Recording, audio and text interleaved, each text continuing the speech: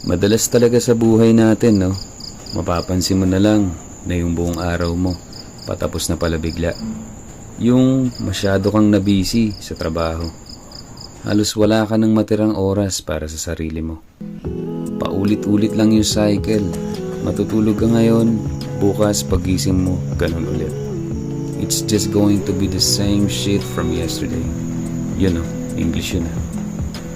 Kaya kung may isang bagay akong maipapayo sa'yo, kaibigan, hanggat kaya mo, kumilos ka. Kung may kakaunting oras ka pang natitira matapos ang buong araw mo, gumalaw ka. Mag-ensayo ka. Makipaglaro ka ng basketball dyan sa court nyo. O kaya tumakbo ka.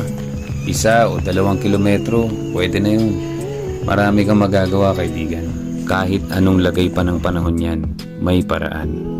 Kesa naman magmukmuk ka dyan sa cellphone mo, kagaya ng ginagawa mo ngayon habang pinapanood tong kalokohan na to.